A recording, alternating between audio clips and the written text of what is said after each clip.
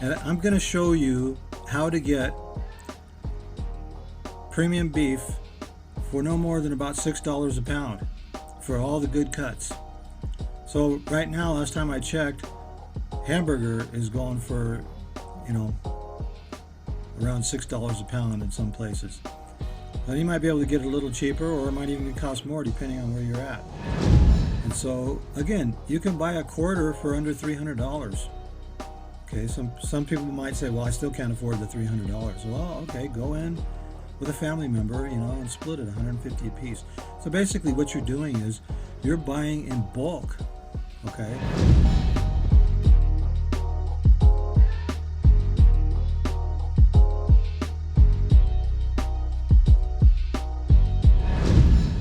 Hello, my friends. I keep hearing this myth in the keto carnivore world that I want to dispel or I want to put an end to it. I hear it all the time. Carnivore is more expensive. It's too expensive. Or I can't afford the best meat because it's too expensive. Well, you're not going to find the best meat in the store. Well, you might find some decent meat in some of the stores like Whole Foods and Trader Joe's, and in some places that sell organic and pasture-raised meats and things like that. Oh, pasture-raised meats are too expensive. Well, there's two things going on here. First of all, pasture-raised meat is not more expensive than supermarket meat. If you go in and find a prime rib for $20 or $30 a pound, how expensive is that? Well, I can't afford prime rib, so I'm just going to get hamburger. So the reason I'm doing this, the reason I'm talking about this, and I'm going to show you how to get premium beef for no more than about $6 a pound for all the good cuts. So right now, last time I checked, hamburger is going for, around $6 a pound in some places. Now you might be able to get it a little cheaper, or it might even cost more depending on where you're at. But if you could buy a whole cow, all the cuts, all the premium cuts, all the cuts that you would pay 20 to 30 or more a pound for, would you do it? The next objection is, well, I can't afford to buy a whole cow. Okay, so here's a little trick for you. Get some family and friends together and go in on a whole or a half a cow. Well, where do you find a whole or a half a cow? Well, Craigslist and Marketplace are your friends. Mostly Craigslist, because Marketplace doesn't allow you to, well, Marketplace will allow beef to be sold, and so you just have to go on there and look and see. And so even though it may be showing it as beef, you're buying the cows on the hoof, so to speak, or at least by hanging weight.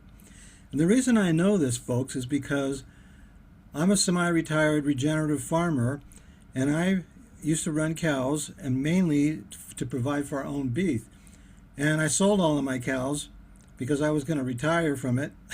And then right after that, that's when all the prices went up and went crazy. And so now I can't afford to buy any new cows right now. And so I will eventually. And so I've ended up having to buy a little meat. We finally used up the meat that was in the freezer.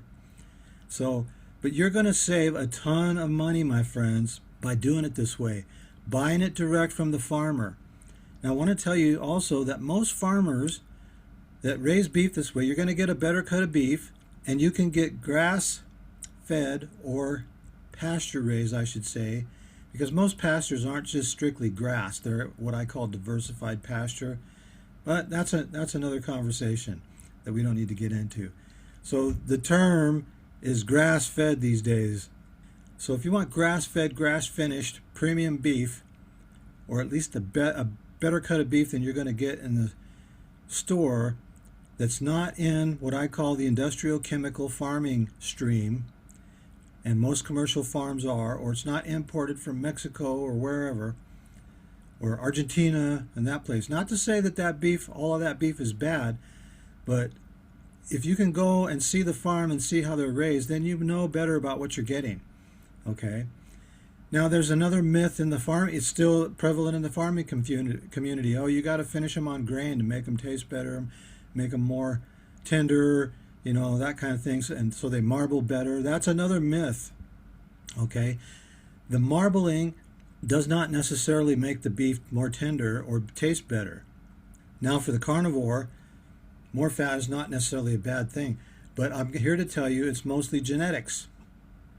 You need what we call grass genetic cattle, like Murray Greys, South Poles, Aberdeen Angus. Regular Angus used to be grass genetic, but they've pretty much bred it out of them by grain feeding. And if you've ever been to a feedlot, my friends, which most of you probably haven't, but if you have, you'll never buy beef in the store again. They're one of the most disgusting places you'll ever see. You've probably driven by a dairy and seen it from the freeway or from a highway or something. That's what feedlots look like, except worse. So, cows living in their own feces, basically. So it's disgusting. This is why they have to do all the antibiotics and, all the vaccines and all this kind of crap. And so most regenerative farmers don't vaccinate their cows because you don't need to. If the cow's on pasture, like a rotational grazing system or even just a free grazing system on enough pasture, it breaks the cycle of the parasites and things that can cause disease. So just to give you a little background on that. Now, so get on Craigslist and just type in beef and see what comes up. You'll find farmers on there selling their beef, probably almost everywhere in the country. Now, the prices are probably going to vary depending on where you're at, but most farmers that sell directly will allow you to come out and see the operation, and see the farm, see the cattle, that kind of thing. Just ask.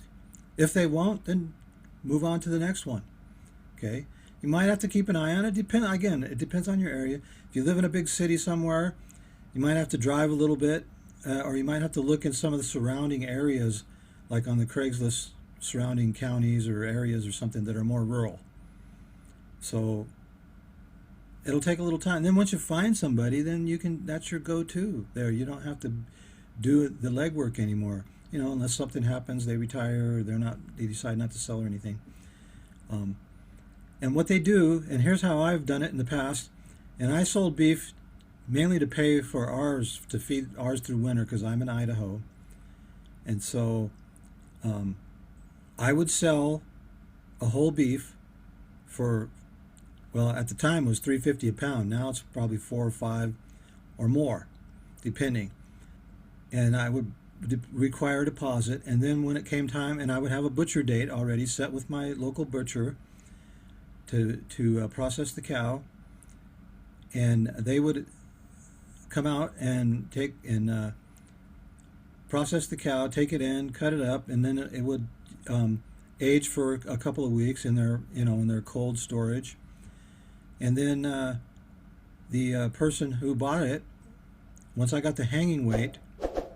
So that's after they do minimal processing, and then they hang it, okay, and then they weigh it, and that's the weight that you're paying for. So depending on the size of the cow, you're going to get anywhere from 300 pounds to 800 or 900 pounds of beef. The bigger the cow, usually the more beef. But the medium-sized cows I have found are the better cows. They have more meat to bone ratio than the bigger, lankier cows. But anyways, that doesn't really matter. And so, again, you can buy a quarter for under $300. Okay, some people might say, well, I still can't afford the $300. Well, okay, go in with a family member, and split it, $150 a piece. So basically what you're doing is you're buying in bulk, okay? Anyways, pass this video on. I see it all the time in the comments on Facebook and even in YouTube and so on. Oh, I can't afford to eat that way. The other thing is you're paying more for carbs if you're on a carb diet than you are for meat. Some guy did a breakdown, and maybe I'll post a link to it in this video. Some guy did a breakdown, and you're paying like $12 a pound for your carbohydrates, for your Oreos and your Lucky Charms and crap like that. It's crazy. Oh, I can't afford to eat meat. It's because nobody's run the numbers really or thought about it. So, and the other thing is you're not eating, if you're not eating all the crap, if you're on a ketovore, carnivore diet, you're not eating all the other, you're not buying all the other crap. So you actually save money by going on a ketovore, carnivore diet. So there it is, friends. There's no excuse to not try this.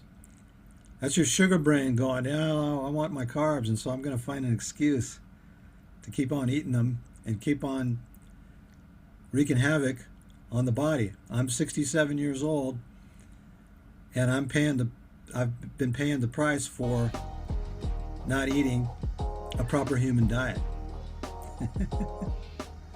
All right, my friends, peace out.